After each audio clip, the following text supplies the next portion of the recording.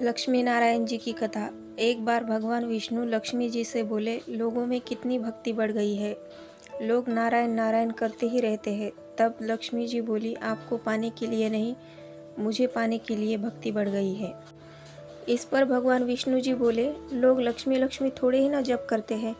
यह सुन लक्ष्मी जी बोली, विश्वास न हो तो परीक्षा हो जाए। भगवान नारायण एक गांव में गए। एक घर का दरवाज़ा खटखटाया। घर के यजमान ने दरवाज़ा खोला, पूछा, कहाँ के हैं आप? तो भगवान बोले, हम तुम्हारे गांव में कथा कीर्तन करना चाहते हैं। यजमान बोला, ठीक है महाराज, जब तक कथा होगी आप मेरे घर में रहना। गांव के कुछ लोगों ने इकट्ठा होकर सारी तैयारी कर दी। अब भगवान स्वयं कथा कर रहे थे तो संगत बढ़ी। दूसरे और तीसरे दिन और भी भीड़ हो गई। भगवान ये देखकर खुश हुए कि कितनी भक्ति है लोगों में। लक्ष्मी माता ने सोचा, अब देखा जाए कि क्या चल रहा है। लक्ष्मी माता बूढ़ी माता का रूप लेकर उस नगर में पहुंची। एक महिला घर का ताला बंद कर कथा में जा रही थी। माता उसके द्वार पर पहुंची और बोली, बेटी जरा पानी पिला दो। वह महिला बोली, माताजी 3:30 बजे है, मुझे कथा सुनने जाना है। लक्ष्मी माता बोली, पिला दो बेटी पानी, बहुत प्यास लगी है। तो वो महिला लोटा भर के पानी ले आई।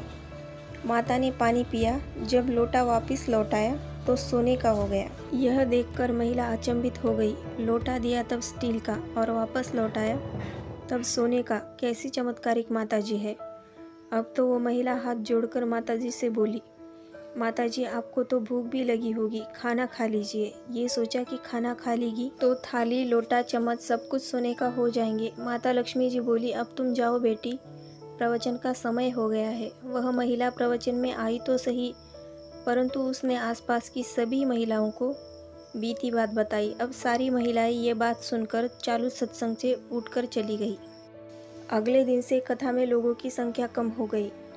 तो किसी ने कहा कि एक माताजी आई है गांव में, जिसके घर भी गिलास से दूध पीती है उसका गिलास सोने का हो जाता है। थाली में रोटी सब्जी खाती है तो थाली सोने की हो जाती है। उसके कारण लोग प्रवचन में नहीं आ रहे हैं।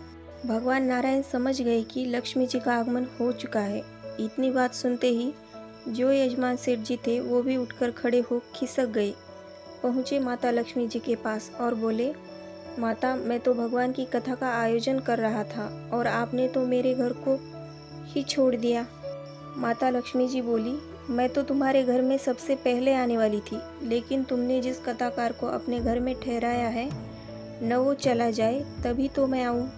तब यजमान बोला, बस इतनी सी बात, अभी मैं इस कथाकार को धर्मशाला में कमरा दिलवा देता हूँ। जैसे ही भगवान कथाकार के घर आए तो सेठ जी बोले, महाराज आप अपना बिस्तर बांधो, आपकी रहने की व्यवस्था धर्मशाला में कर दी है। महाराज बोले, अभी तो कथा के 2-3 दिन बचे हैं, यही रहने दो सेठ जी। सेठ जी बोले, नहीं नहीं, जल्दी जाओ, मैं कुछ नहीं सुनने वाला, किसी और मेहमान को ठहराना है। इतने में लक्ष्मी जी आई और बोली, सेठ जी आप बाहर जाओ, मैं इनसे निपट लूँ। माता लक्ष्मी जी भगवान से बोली, प्रभु अब तो आप मान गए ना? भगवान बोले, हाँ लक्ष्मी, तुम्हारा प्रभाव तो है, लेकिन एक बात तुमको भी मेरी माननी पड़ेगी कि तुम तब आई जब संत के रूप में मैं यहाँ आया।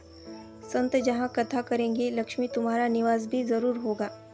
यह कहकर भगवान विष्णु ने वैकुंठ के लिए विदाई ली। अब प्रभु के जाने के बाद सेठ के घर सभी गाँव वालों की भीड़ हो गई। सभी चाहते थे कि यह माता सभी के घर बारी बारी से आए, पर लक्ष्मी माता ने सेठ और सभी गाँव वालों से कहा, अब मैं भी जा रही हूँ। सभी कहने लगे, माता ऐसा क्यों, क्या हमसे कोई भूल हो गई? माता ने कहा, मैं वही रहती हूँ जहाँ नारायण का वास होता है।